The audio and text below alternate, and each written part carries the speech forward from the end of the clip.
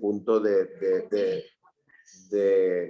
conocimiento y de formación. Soy una persona 100% que creo en la formación y que creo que la formación es la base de cualquier artesanía, ¿no? Y sobre todo lo que es la cocina o lo que es la pastelería o lo que es la panadería, al final somos pequeños artesanos que lo que necesitamos es tener el máximo de inputs y de poder absorber al máximo de las personas. Yo también una pequeña cosa, yo siempre digo de que al final lo que tenemos que aprender no es una receta, no es un producto, sino que al final lo más importante que tienes culinario es de que lo podemos ver, ¿no? Y al final poder ver unas manos, unos movimientos, aparte de las recetas y de la teoría que vamos a dar, al final es muy importante, ¿no? O sea, el concepto de la limpieza, del orden, de las preparaciones, de las recetas, del pesado de los ingredientes. Yo creo que Esculinari pues, ha sido capaz de transportar todos estos conocimientos, todo este saber hacer, ¿no? a nuestro público, y que al final es un público muy diverso, que tanto pueden ser panaderos como pasteleros, como cocineros, pero también puede ser gente de casa pues, que le apasiona el mundo de la panadería, en este caso, y que se puede atrever a hacer productos de máxima calidad, ¿no? Entonces, un pequeño puntualización que tenía ganas de hacerla y sobre todo de compartirla con todos los oyentes que hoy tenemos la suerte de poder compartir. Eso es, ya casi somos 100, o sea que mucha gente que nos ha dicho que viene aquí de Perú, de Panamá, de Colombia, o sea que bueno, hay gente de todos los lados para que lo sepas también. Súper interesante. Otra de las cosas muy importantes que hace Esculinari es hacer el mundo muy pequeño, ¿no? Claro. Y que podemos transportar un pequeño obrador en Cabrera de Mar, como lo tengo yo, que lo podemos transportar a miles de kilómetros de una manera rápida, fácil y simple. Claro, y el poder hablar contigo desde, mira, Suecia, ¿ves? Lo que nos están diciendo, pues es un privilegio. Se me ha olvidado decir antes que ir preparando las preguntas en el botoncito que tenéis aquí de preguntas y respuestas. Al final de la charla haremos todas las preguntas que tengáis a Txevi, ¿vale? Así que nada, os dejo con él, yo desaparezco un ratito para que os centréis en la super charla.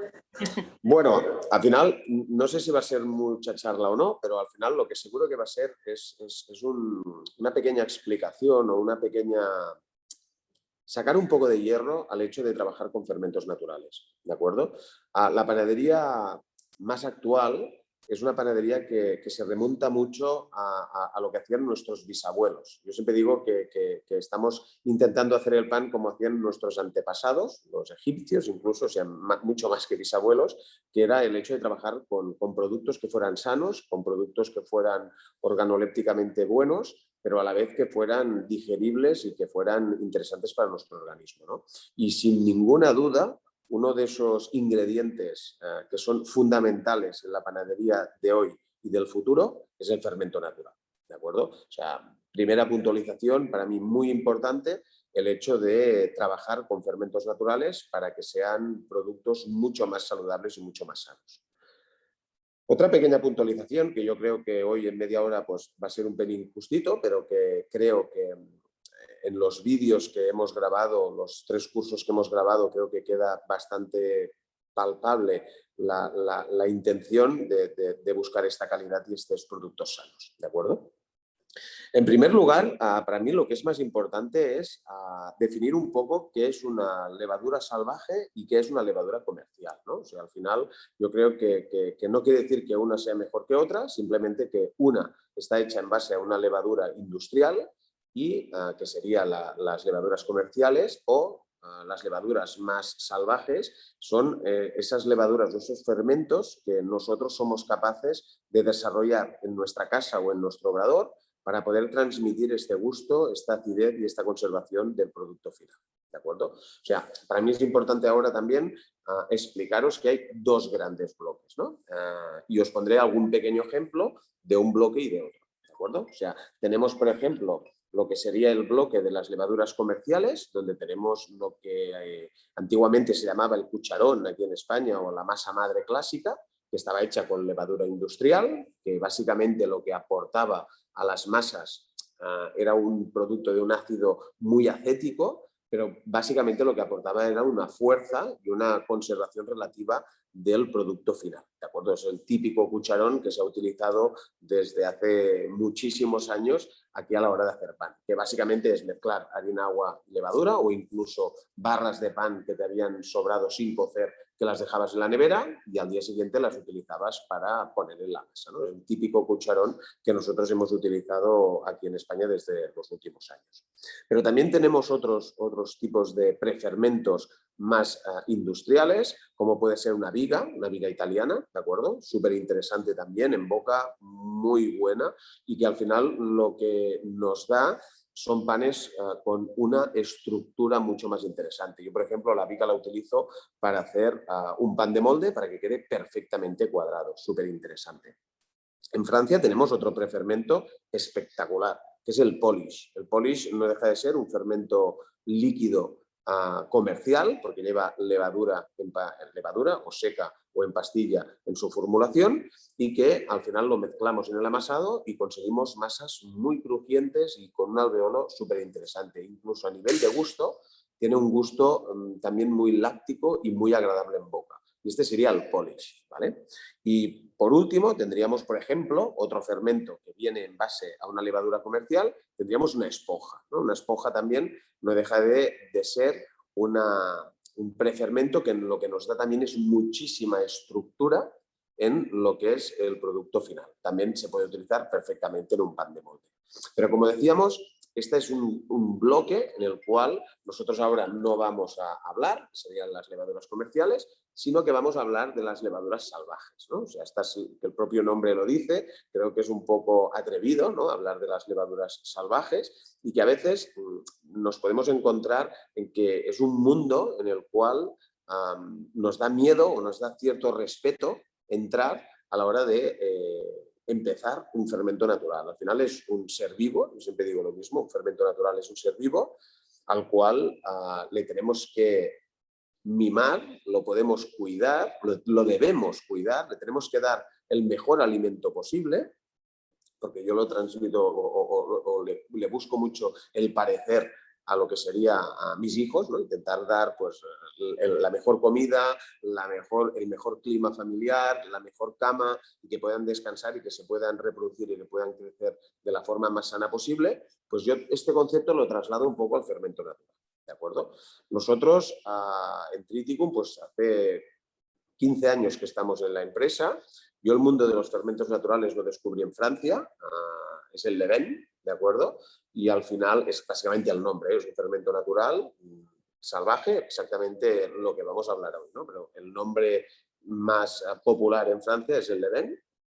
Y a partir de ahí lo descubrí, pues no sé, pues en el año 2000, cuando yo estaba trabajando de stage en Francia. Estuve trabajando de stage en pastelerías, pero también quise pasar un poco a observar y a ver cómo era la panadería francesa, y descubrí pues, que utilizaban un ingrediente que me decían que era casi secreto en esa época, que era muy complicado de elaborar, que casi no había bibliografía para explicar cómo se reproducía este fermento. Y al final, pues bueno, lo único que aprendí es que era un ingrediente que daba un gusto muy interesante a la masa, que nos daba una corteza súper interesante, pero que tenía algo que era como adictivo, ¿no? O sea, a la hora de comerte ese pan tenía este punto de ácido láctico con un punto de ácido acético súper bien equilibrado, y descubrí este ingrediente. Pero bueno, es cierto que lo único que me dejaban ver era cómo lo refrescaban, pero en ningún momento nadie me explicó cómo se generaba un fermento natural. Esto estoy hablando del año 2000, y gracias a Dios, pues bueno, por las amistades que tuve en Francia, por el conocimiento y los viajes que hice, pues tuve la suerte de poder trabajar al lado de un gran panadero que hoy es Moff, ¿de acuerdo? En Francia, que se llama Sylvain, y él me explicó un poco, pues me quiso sacar un poco el miedo que podemos tener todos a día de hoy a la hora de arrancar un fermento, y de valorar el producto final que iba a salir,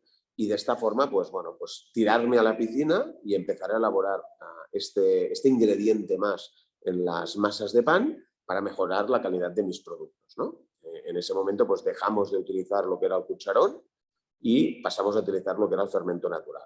Os tengo que decir que al principio nuestro fermento natural era un fermento natural un poco irregular, ¿no? Y yo creo pues, que en este curso, o en esta charla o en los cursos que vamos haciendo, lo que queremos es explicar los 4 pequeños secretos que hay a la hora de hacer que este fermento natural sea regular y que sobre todo aporte lo que queremos que aporte, que es gusto, aroma y conservación. ¿De acuerdo? Nosotros en Triticum trabajamos 100% con fermentos naturales y todas las masas llevan entre un 15 y un 40%. Depende un poco de lo que nosotros queremos aportar a esta masa. Pero bueno, no me voy a enrollar más con este tema y lo que sí que os voy a dar son al final 4 pequeños consejos, ¿vale? Para poder arrancar este fermento natural. Básicamente, lo que vamos a necesitar es crear unas condiciones adecuadas para captar las bacterias y las levaduras que hay en el ambiente y en el propio cereal y conservarlas en un ambiente o líquido o sólido. Depende de si tenemos un fermento líquido o un fermento sólido. ¿De acuerdo? Es muy importante que la materia prima que vamos a utilizar tiene que ser una harina integral de trigo. ¿Por qué integral? Básicamente, utilizar una harina 100% integral lo que nos va a dar es de que en las partes externas del grano de trigo, donde está el salvado, es donde se encuentran mayoritariamente estas levaduras salvajes que, poniéndolas en un sustrato líquido, en unas condiciones apropiadas de temperatura y de alimento, se van a reproducir hasta tener la cantidad suficiente de levaduras y de bacterias para fermentar un pan. ¿De acuerdo? Este es otro punto importante, ¿no? Sobre todo muy, muy importante, el tipo de harina que vamos a utilizar. Harina integral de trigo. ¿De acuerdo? En este caso, nosotros lo que hemos hecho, que espero que en los próximos cursos pues, podamos también explicar y podamos enseñar, es compramos un molino pues, bueno, debe hacer unos 2 metros de largo por 1 y pico de alto, y que lo que nosotros hacemos es molturar el trigo diariamente para alimentar nuestro fermento natural. Esto es un poco hablando básicamente de los ingredientes. Y dices, ostras, ¿y por qué lo haces esto? Bueno, porque yo considero que una harina recién molturada siempre tiene unas vitaminas y tiene unos azúcares mucho más enriquecidos o mucho más potentes a la hora de multiplicar estas levaduras y estas bacterias. ¿Qué pasa si no tenemos un molino? No pasa absolutamente nada. Nosotros el molino lo hemos comprado hace 1 año y poco y hasta ese momento pues estábamos haciendo un fermento natural súper bueno y súper equilibrado. Lo que pasa que, bueno, yo creo que el romanticismo que nosotros tenemos a la hora de elaborar este fermento natural, pues bueno, nos llega a un punto de excelencia de intentar darle este mejor alimento posible. Yo siempre hago también el mismo símil con el fermento natural.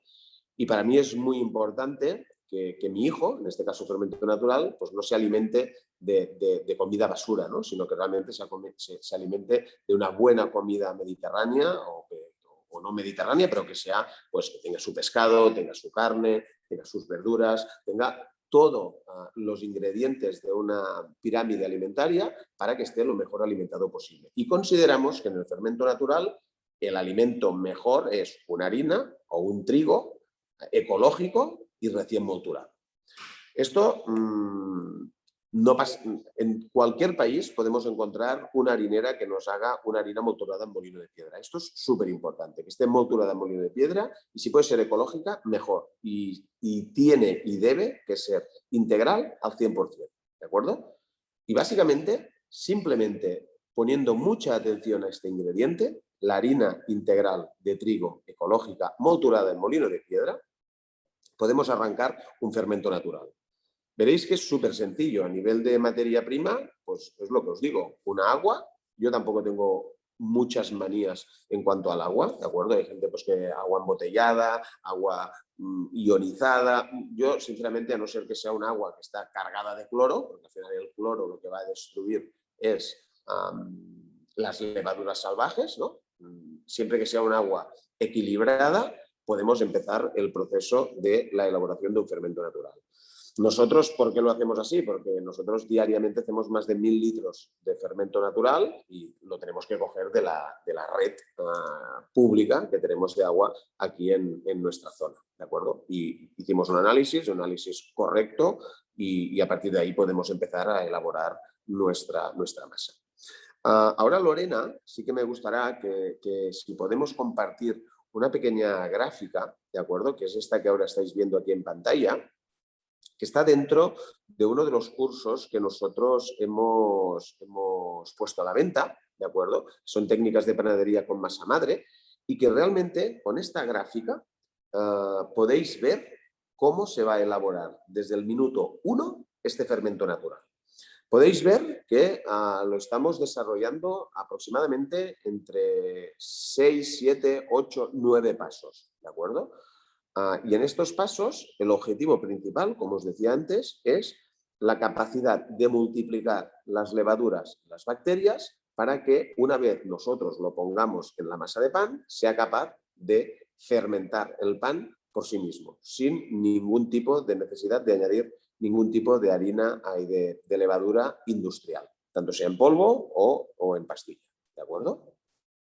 Vais a ver, como podéis ver aquí en la gráfica, y os lo digo así muy rápidamente, que la temperatura es súper importante. O sea, para nosotros es el punto, tenemos el primer día, cuando arrancamos este fermento natural, tenemos unos 150 gramos de agua y aproximadamente 150 gramos de harina integral.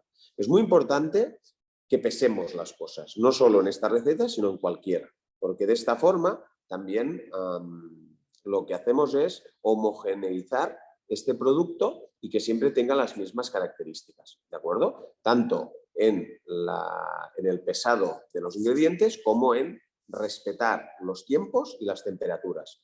Al final, cuando os decía que es muy simple, porque al final intervienen muy pocos ingredientes, el kit de la cuestión es respetar temperaturas, pesados y tiempos. Y si somos capaces de ser muy estrictos en cuanto a estos elementos, vamos a tener un fermento natural súper estable, súper potente, que lo podemos utilizar cada día sin ningún tipo de problema, ¿de acuerdo? Como podéis ver, durante los 2-3 primeros días, lo único que hacemos es mezclar agua, en este caso yo prefiero que sea un pelín tibia, con una harina o no, recién molturada o no, pero integral y molturada a molino de piedra, en partes iguales. Podéis ver que estamos hablando de 150 gramos de agua y 150 gramos de harina integral molida a la piedra. Lo que vamos a hacer siempre es mezclar la harina con el agua con una espátula o con un batidor e intentar que quede lo más homogéneo posible. Veréis que queda con una forma tipo de papilla, ¿de acuerdo? Y lo que es muy interesante también es siempre colocarlo dentro de un pote que lo podemos cerrar, pero que a la vez que sea de cristal para poder ver la evolución de nuestro fermento natural. Porque al final lo que la interpretación máxima es ver visualmente qué le pasa a este fermento, si fermenta, si hace burbujas, si ha subido y ha bajado, si el gusto que tiene es más ácido láctico o es un ácido más acético. Esto, al final, son pequeñas comprobaciones que siempre hago cada día. Yo cada día que entro en el obrador voy y pruebo mi fermento natural y veo si le falta algo, si le sobra algo, la capacidad fermentativa. Me gusta mucho ver el color, me gusta mucho ver las burbujas que hace, la densidad que tiene y sobre todo el gusto que tiene. Y esto es una manía que desde el año 2000 que se cruzó en mi camino este ingrediente, pues siempre lo he estado probando y analizando. Y al final esto solo te lo va a dar la experiencia, pero también es cierto que algún día tenemos que empezar, ¿vale? Y que a día de hoy tenemos muchísima más información que la que yo tenía en el año 2000 para hacer un fermento natural a la primera y sin ningún problema, ¿de acuerdo? Y que si seguimos estos pasos de esta pequeña gráfica, no tendréis ningún problema en desarrollar este fermento natural. Podéis ver que en el paso 2 lo que decimos es, tenemos 24 horas después de la mezcla, perdona, es muy importante también dejarlo a una temperatura de unos 29 grados, 29, 30, más o menos esta es la franja importante de temperatura donde las levaduras se nos van a reproducir mucho mejor, ¿vale? En el paso 2, veis que lo que hacemos siempre al inicio de un fermento natural, muchas de las preguntas que me hacéis muchas veces es, ostras, es que tengo que tirar una parte de fermento. Sí, por desgracia tenemos que tirar una parte de fermento pequeñita cuando estamos empezando el fermento natural, porque lo que tenemos que ir haciendo es ir alimentando este prefermento inicial con más agua y más harina. Y si no descartáramos una parte de fermento, tendríamos una cantidad de fermento al cabo de 5 días que tampoco sabríamos ni dónde almacenar. ¿De acuerdo? Entonces, lo que hacemos nosotros es reproducir estas levaduras y estas bacterias en un espacio relativamente reducido para no ocupar un espacio enorme. ¿De acuerdo? Lo que podéis ver también en esta hoja, veis que primero ponemos la cantidad de fermento, 150 gramos en el paso 2. Tenemos 150 gramos de agua siempre tibia y 150 gramos de harina integral molturada a la piedra.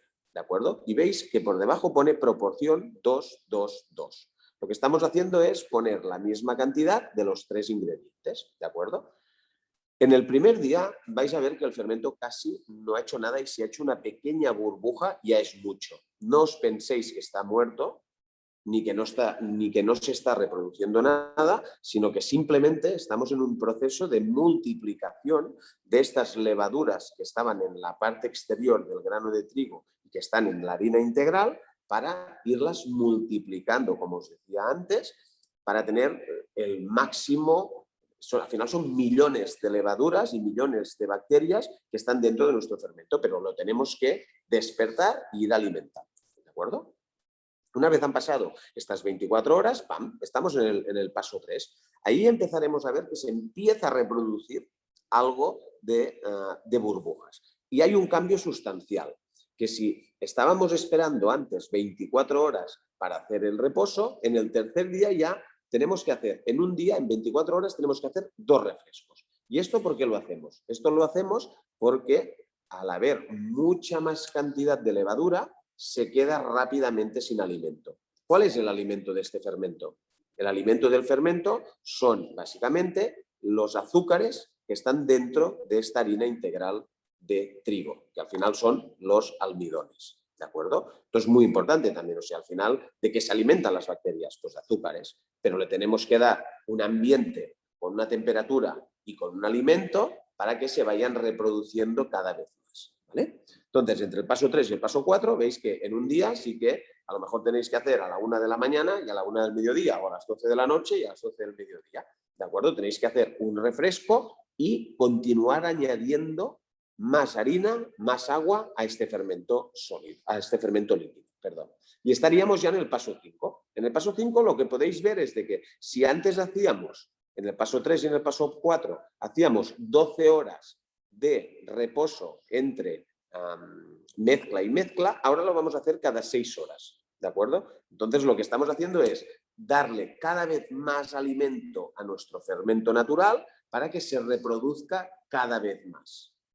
Lo que es más importante es, puedes decir, bueno, ¿y cuál es el punto donde yo tengo que saber hasta dónde le tengo que dar alimento? El punto óptimo para dar alimento es cuando en 2 horas, 2-3 horas, hemos triplicado el volumen inicial. Por esto es tan importante tener un tarro de cristal donde mezclamos siempre agua, fermento y harina, lo mezclamos todo y le hacemos una pequeña rayita hasta donde llega esta mezcla. Y el fermento natural estará óptimo para su elaboración o para su utilización cuando en 2-3 horas ha triplicado su volumen. Si hemos de repetir el paso 5 y el paso 6 2, 3, 4, 5 veces, o sea, cuando estás en el paso de ir alimentando cada 6 horas, tenemos que esperar hasta que realmente este fermento en 2-3 horas ha triplicado su volumen. ¿De acuerdo? Esto es muy importante de que estemos encima de este pequeño punto. O sea, solo podemos utilizar este fermento natural cuando en 2-3 horas se ha multiplicado, que ha subido casi 3 veces su volumen. Esto veréis que está también muy explicado en el curso. Estamos hablando de que yo os lo he tenido que explicar en 10 minutos, pero era más que nada para que entendierais un poco de qué forma está escrita o está explicada en esta pequeña gráfica. También le vamos a pedir a Lorena y a Esculinari que gratuitamente os pongan esta gráfica, ¿de acuerdo?, en la sesión de hoy, para que también tengáis pues, esta pequeña coletilla, ¿no?, de poder iniciar el curso sin tener que adquirir el curso, ¿no? Pero bueno, también os diré que en el curso, pues de alguna forma mucho más visual, como os decía, se explican todos los procesos, cómo se mezcla, cómo mezclamos los distintos ingredientes, hasta dónde tiene que llegar. Visualmente también vemos todas las burbujas que genera este fermento natural y a partir de ahí lo tenemos para utilizar en panadería, ¿vale? Después también comentaros de que hay varios sistemas de conservación del fermento, ¿de acuerdo? Lo podemos conservar durante casi 7 días sin ningún tipo de problema, entre 3 y 5 grados en una nevera, siempre bien tapado y el fermento natural no se nos va a morir para nada. Yo he tenido fermentos, yo aconsejo que se dé un refresco cada 7 días, pero es cierto que al inicio puteábamos, no creo que esté muy bien dicho, pero bueno, es lo que hacíamos, ¿no?, al fermento y de alguna forma lo dejábamos 10, 15 días, pues dándole refrescos cada 6 horas, pum, pum, pum, pum, pum, rápidamente lo volvíamos a tener activo. ¿Esto qué quiere decir? Que es muy complicado destruir o matar a un fermento natural. ¿De acuerdo? Muchas veces decimos, hostia, es que no hace nada. Bueno, pues refréscalo, refréscalo, refréscalo. A temperatura, harina motora de molino de piedra y lo vas refrescando y le vas dando alimento para que se reproduzca. Y cuando lo tienes estable, que en 2-3 horas te ha triplicado el volumen, a partir de ahí es un fermento natural súper, súper activo para poder trabajar con él. Otra de las cosas muy importantes es de que no tiene que ser líquido, líquido, sino que tiene que tener una textura tiene que tener una textura como una mousse. Cuando hacemos una mousse, muy, muy esponjoso, muy gasificado por la parte interior y que cuando lo pruebas y te lo pones en la boca, inicialmente en el punto de la lengua inicial te pica un poco, pero después rápidamente tiene un gusto súper láctico y súper aromático en boca. Y a partir de ahí lo podemos utilizar. Como os decía, si no tenemos la suerte de hacer pan cada día porque no es una panadería, sino que a lo mejor lo queréis hacer en casa, pues tranquilos, lo podéis dejar entre 3 y 5 grados durante 7 días y lo refrescáis una vez a la semana y no hay ningún problema. Si, por ejemplo, os vais y tenéis que estar, no sé, un mes o un mes y medio que no vais a hacer pan o 2 meses, ese fermento lo podéis congelar. Lo único que es cierto de que cuando lo vais a descongelar al cabo de 2 meses, tendremos que refrescarlo tantas veces como sea necesario para llegar ¿a qué? A que en 2 horas, 2-3 horas, haya triplicado su volumen. Y pensad que lo vais a conseguir. Y otro sistema de conservación del fermento natural, que yo lo he utilizado por si alguna vez he ido a hacer un curso muy lejos y he tenido que coger un avión y no me puedo llevar el fermento natural, es secándolo. Yo lo que hago es poner mucha cantidad de harina en un fermento natural, lo dejamos casi en polvo, lo secamos y lo ponemos en un tarro de cristal. Y esto se te puede aguantar perfectamente durante más de 6 meses. Cuando han pasado estos 6 meses, rehidrato esta harina, le doy tantos refrescos como sean necesarios para que en 2-3 horas me haya triplicado el volumen. En consecuencia, lo que os estoy diciendo es de que a lo mejor ahora en media hora os he dicho muchas cosas, pero al final lo que quiero es romper una lanza en cuanto a este ingrediente que nos da unas virtudes espectaculares al producto final. Aparte, es un concepto súper saludable porque lo que hace es que se active mucho más toda la flora intestinal nuestra, el hecho de estar elaborando un pan con fermentos naturales y que al final yo creo que la panadería de los próximos años solo pasa por hacer productos con fermentos naturales, sin lugar a duda. Y este puede ser una buena oportunidad para arrancar esta filosofía a la hora de hacer pan y que de alguna forma podéis estar acompañados en cualquier momento y en cualquier lugar con este tipo de cursos, ¿de acuerdo? Y nada, pues creo que estamos en el momento, no sé si he dado más dudas o más problemas de lo que inicialmente habíais empezado, pero bueno, mi intención ha sido todo lo contrario, romper una espada y realmente deciros, lanzaros, hacerlo y os va a sorprender el producto final que vais a conseguir. No, ha sido una charla muy esclarecedora, la verdad, y todos los tips que has dado de esto, de conservación, o sea, como muy claro, ¿no? De los pasos. Creo que has hecho el gráfico, como la sesión está grabada y el gráfico ha salido en la sesión, estará disponible para que la gente lo vea cuando deseen los cursos, o sea, y la gente que no tiene el curso, bueno, aunque les animemos a que lo compren, la lección quedará grabada y será de visualización gratuita, o sea que no hay problema lo puede ver todo el mundo, vaya. Vamos a empezar con las preguntas, porque sí que hay algunas pocas y yo luego también, bueno, o sea que si luego me queda tiempo también hago yo alguna. Perfecto. Nos pregunta Carlos, dice, ¿cómo puede refrescarse un fermento natural sólido? Pues un fermento natural sólido es muy simple, o sea, al final la única diferencia que hay entre un líquido y un sólido es de que se añade el doble de agua. Lo que tenemos que hacer es añadir la misma proporción de fermento que de agua que de harina. Entonces, lo que tenemos es un fermento sólido, o sea, añadiendo menos cantidad de agua o la mitad de agua, transformamos un líquido a un sólido. Y entonces yo puntualizo, aunque no me lo hayas preguntado, porque también sale en el curso, que es muy importante la utilización de los dos. O sea, nosotros en la empresa utilizamos el líquido y el sólido, o sea, tenemos dos. Depende de para qué y qué gusto quieres transportar en ese pan, utilizas uno u otro.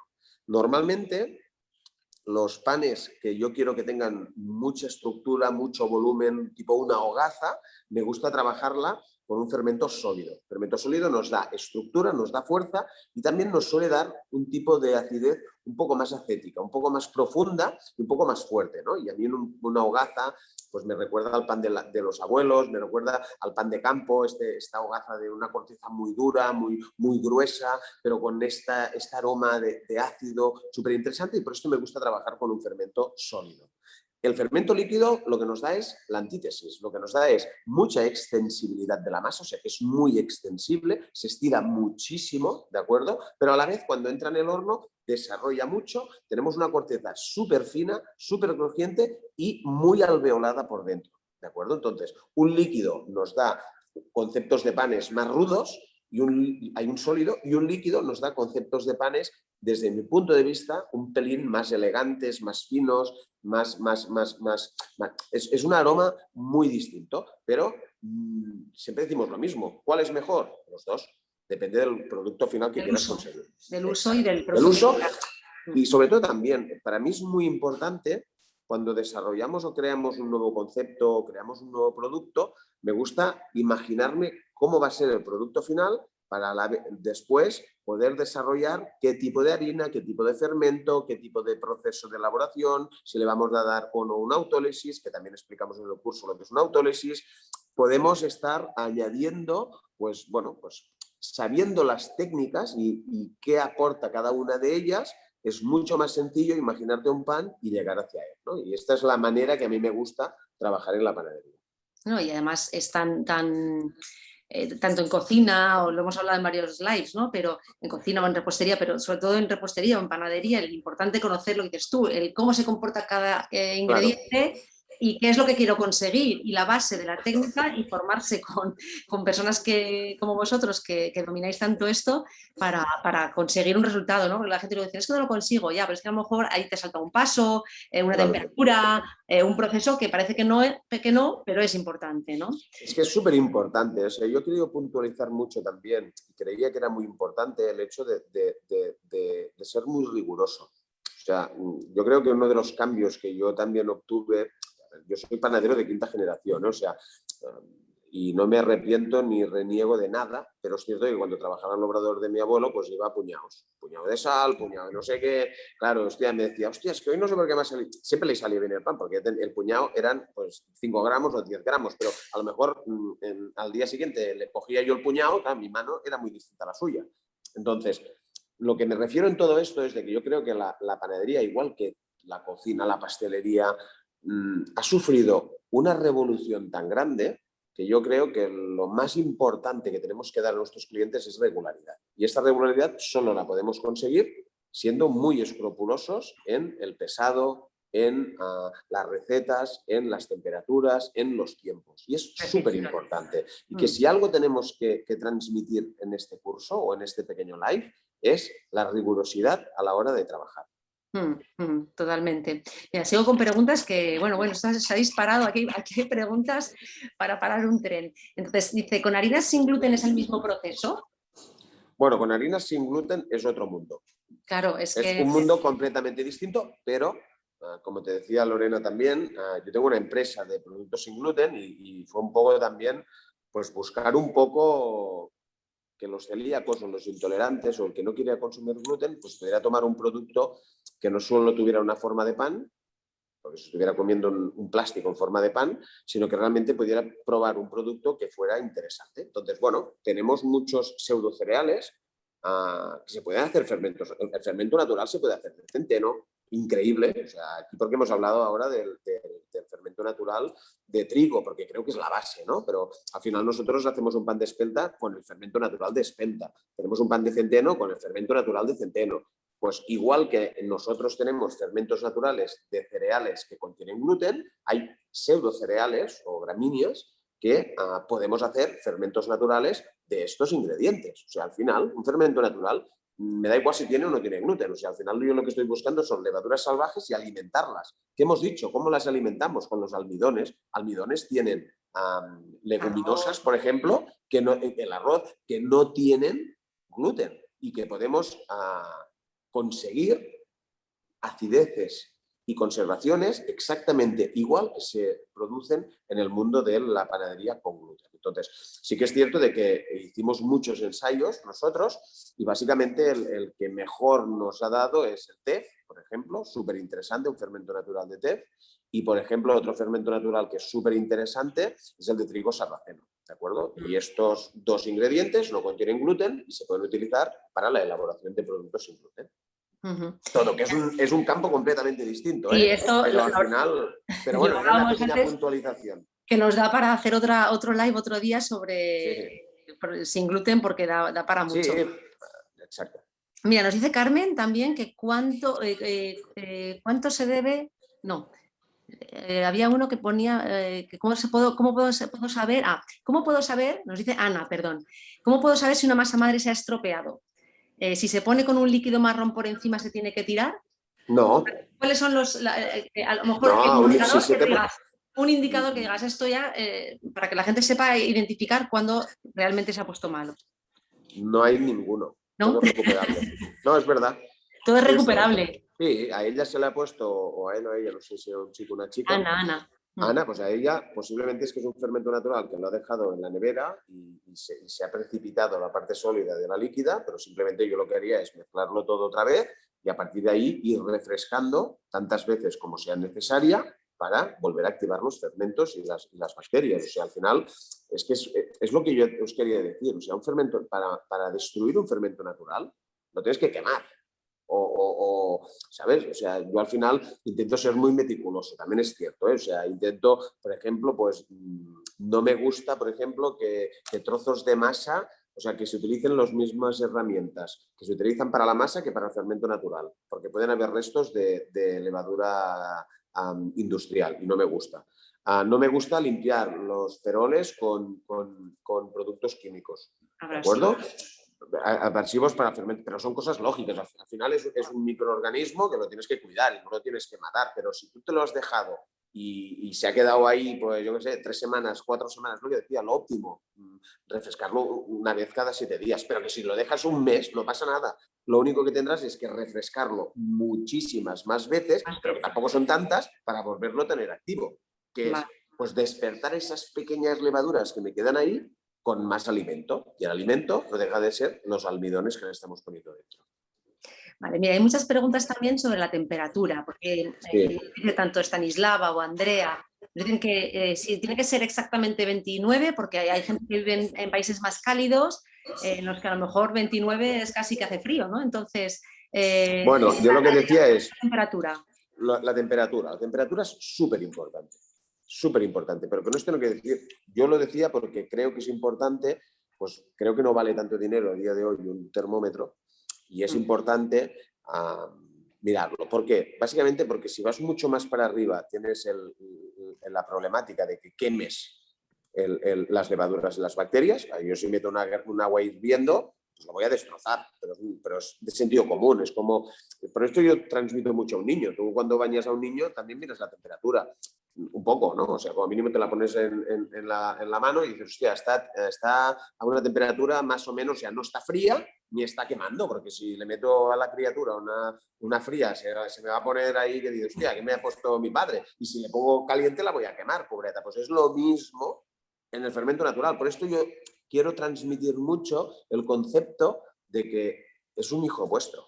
Y tú, como un hijo vuestro, lo tienes que cuidar y lo tienes que mimar. Y yo, a mi hija, que he tenido una hace pocos meses, pues le tenemos que dar la comida cuando toca y le tenemos que hacer dormir cuando toca. Pues el fermento natural es lo mismo, es como un Tamagotchi. Es un ser vivo, ¿no? es un ser vivo al final. Claro, es que es un ser vivo. Y que si un día no estoy de viaje y no le he dado el bibi cuando tocaba, pues bueno, no pasa nada. Pero como norma, lo que quiere este fermento natural es un poco de orden en cuanto a los tiempos y a las temperaturas. Mira, pero que tampoco 29, me da igual si es 27 o es 31, pero que no me sea 18 y que me sea 40. Exactamente. Yo es para marcar un poco una línea. Una media.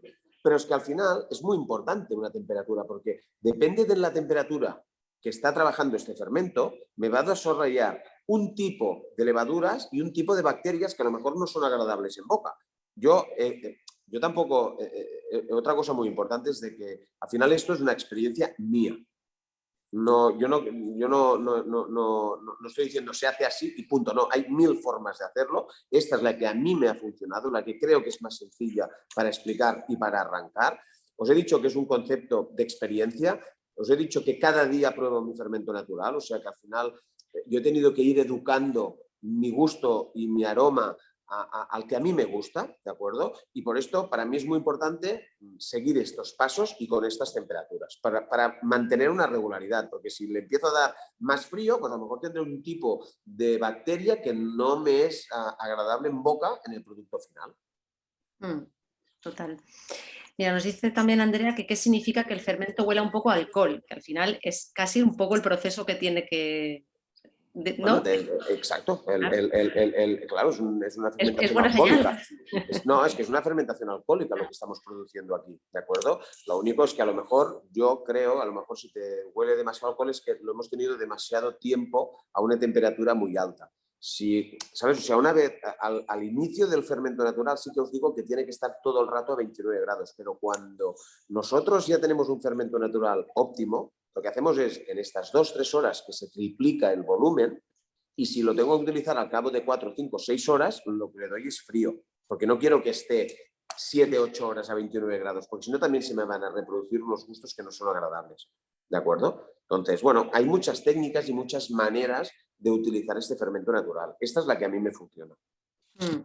Mira, nos dice que es lo de dejarla crecer el fermento en un recipiente hermético en el que no entre nada de oxígeno. Bueno, sí, o sea, tiene que estar cerrado, no podemos dejarlo abierto al aire. Sí, no hay ningún problema. El tipo de fermentación es anaeróbica y coge una fuerza increíble. O sea, pensar que, por ejemplo, nosotros tenemos otro fermento natural que es el del panetone, que lo trabajamos completamente distinto en este caso, y se trabaja pues con concentraciones de oxígeno muy bajas y lo que nos da es una potencia increíble, o sea, que es capaz de reproducirse anaeróbicamente. O sea, que abierto o cerrado no hay ningún problema.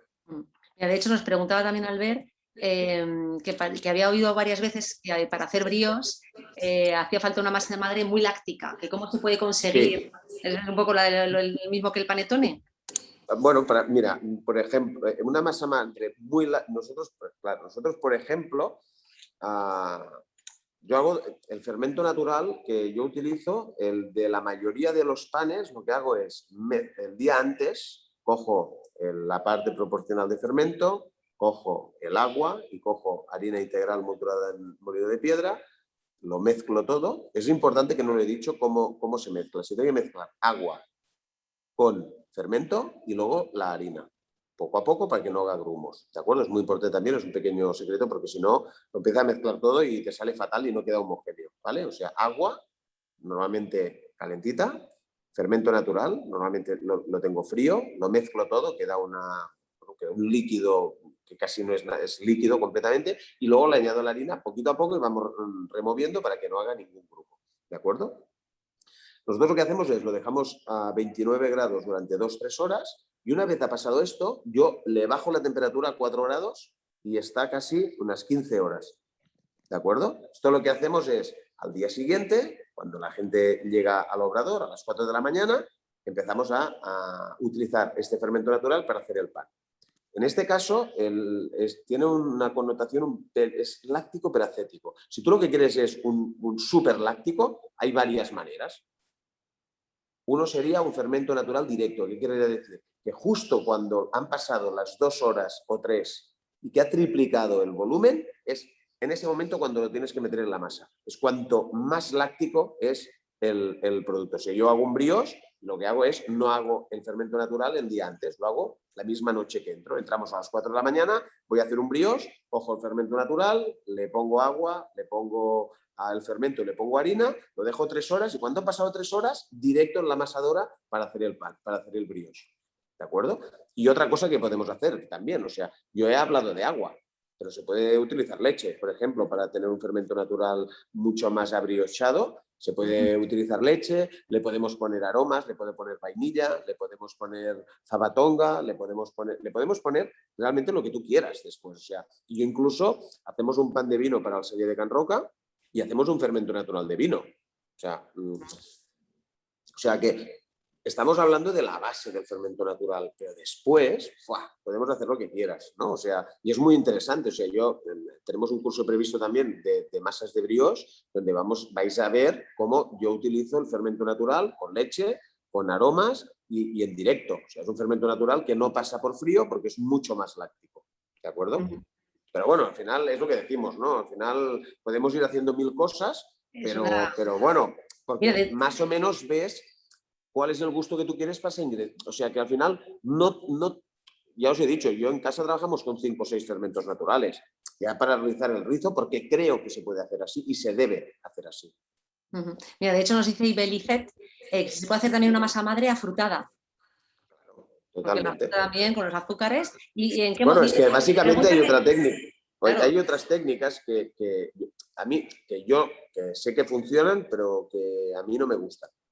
¿Por qué? Porque yo creo, a ver, un fermento natural muchas veces se dice, no, lo puedes arrancar con una mezcla del jugo de la pasa, porque tiene mucho azúcar para arrancar, ¿no? O le puedo poner inicialmente hace muchos años, cuando yo empecé, lo hacíamos con una manzana, que era una manzana que dejábamos a fermentar durante 4 o 5 días y el líquido que le quedaba por la parte de abajo, cuando casi estaba podrida, pues al final era una concentración de levaduras y de azúcar que le iba muy bien al fermento natural. Pero yo digo, vamos a hacer pan, ¿no?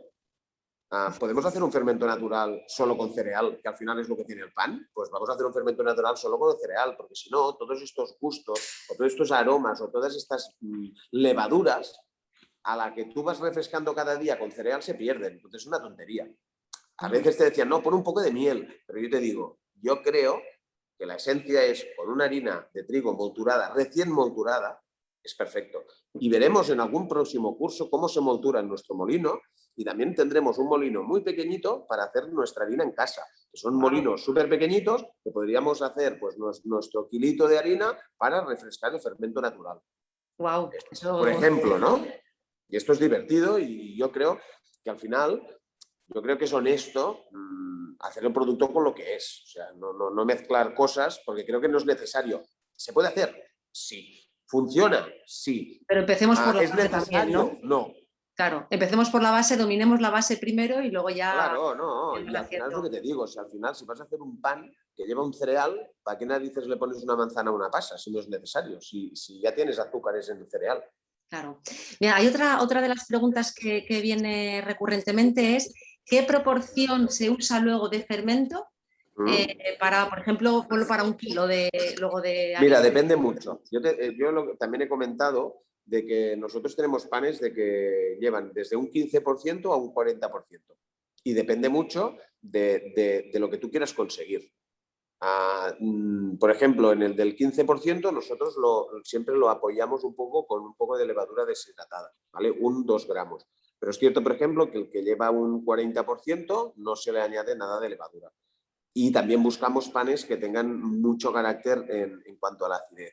Entonces es un poco el equilibrio también, ¿no? O sea, al final podemos utilizar unas proporciones u otras. Si, por ejemplo, yo quiero que solo fermente con mi fermento natural, pues a lo mejor en un 20 o un 25% hay más que un 20% hay más que suficiente. Claro. Y después depende del proceso de elaboración que vaya por detrás.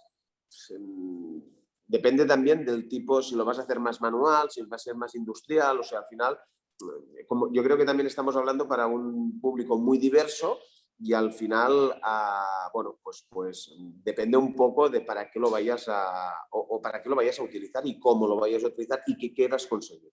Pero claro, estaríamos hablando entre un 15 y un 40. Sí, porque luego incluso gustos. O sea, yo he leído que en Alemania incluso hacen misma cantidad de fermento que de... sí, pero en Alemania es un poco distinto, porque en Alemania muchas veces, a no ser... También yo he visto muchas industrias grandes que lo que utilizan son starters. Starters no es bien lo que nosotros estamos haciendo. O sea, el starter es una pastilla que ya lleva todas sus bacterias y sus levaduras, que la mezclan en un depósito con agua y harina y tienen su fermento. Pero eso yo creo que es más un fermento comercial que una levadura salvaje, como estábamos hablando al principio. Porque estás añadiendo en starter. Yo no estoy añadiendo nada. Harina, agua y pa'lante. Y en Alemania muchas veces nos confunden con esto. Sí, que a lo mejor por lenguaje... Sí. Mira, esto nos preguntaba sobre esto. Mira, escuché que la proporción de masa madre, lo que hablábamos ahora, en el pan debe ser diferente según la estación del año. No sé si esto... A lo mejor por el calor, o sea, por la temperatura que haga, a lo mejor. Sí, no, esto es lo que sucedía cuando utilizabas la masa madre o el cucharón, que tenías que rebajar mucho porque tampoco tenías controlado muy el cucharón. Históricamente era una masa que no teníamos neveras en las panaderías españolas y se dejaba fuera de la nevera. Es cierto que la acidez que tenía en verano o en invierno no tenía nada que ver. Entonces, ¿qué pasa? Pues la única solución que tenían, porque no había neveras, pues es poner menos cantidad en verano y más en invierno. Como yo he dicho que es muy importante las temperaturas y hoy, gracias a Dios, tenemos neveras y controles, somos capaces de utilizar siempre la misma cantidad de fermento natural, porque básicamente lo que estamos es intentando homogeneizar el verano y el invierno dentro de un obrador. Yo en mi caso, por ejemplo, tengo un obrador climatizado y le da igual si es verano o es invierno, porque las elaboraciones se hacen siempre a la misma temperatura. Por la obsesión de la regularidad. Es súper importante la regularidad. A ver, hemos hablado, es que me preguntan varias personas sobre la masa madre de centeno, que ahora hemos hablado, que sí que tú la haces. Dices, ¿no son más fáciles de arrancar que una de trigo? Posiblemente. Pero también son más fáciles de que se te descontrolen, ¿eh? Porque estos son más fáciles de que arranquen porque tienen un poder enzimático muy alto.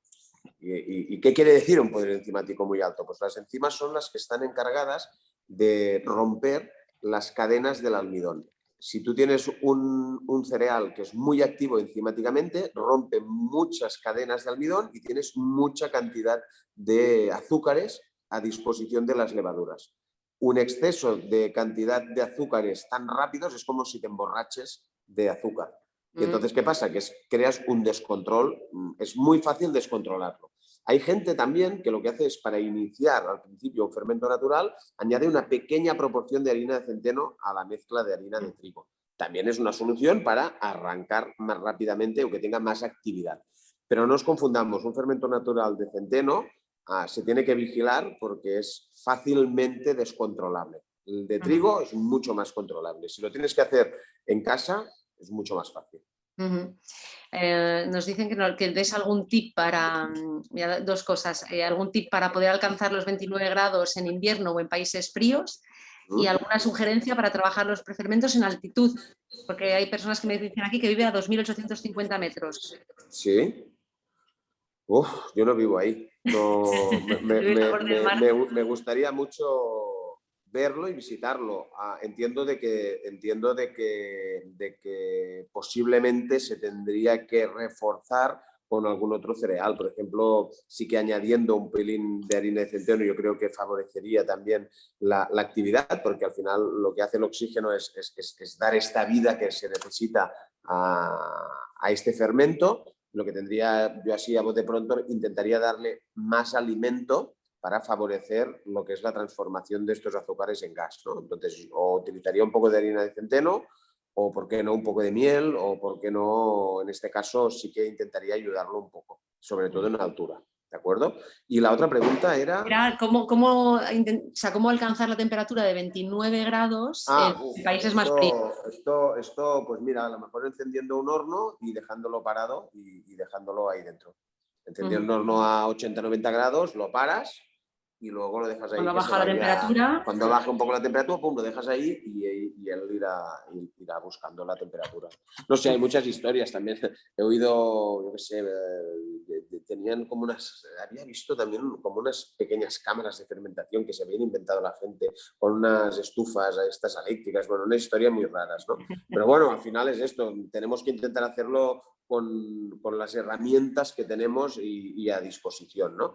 Pero bueno, al final también para conseguir esta temperatura la puedes conseguir con el agua, ¿no? O sea, intentar poner una temperatura a 29 grados, ¿sabes? Y equilibrar un poco que la mezcla ya sea, en vez de tan fresquita, si estamos en un sitio tan fresquito, pues intentar que la harina que vas a mezclar esté atemperada, que no esté muy fría, a intentar que el agua subirla un pelín más de temperatura, o sea, intentaría buscar el sitio más caliente de la casa, al lado de una ¿cómo se llama? Un radiador. Un radiador, exacto, o sea, debajo de un radiador, encima de un radiador, o sea, tendremos que ir buscando las zonas más calientes de la casa, una ventana donde sabes que durante el día entra el sol y que te calienta bien esa zona, no lo sé, siempre la cocina es una parte muy, muy caliente, o si tienes una barbacoa, ¿no? ¿Cómo se llama? Una llar de foc, ¿cómo se llama en español? Donde está la leña y, ¿no? Que estás ahí... Ah, una chimenea. Sí. Una chimenea, hostia.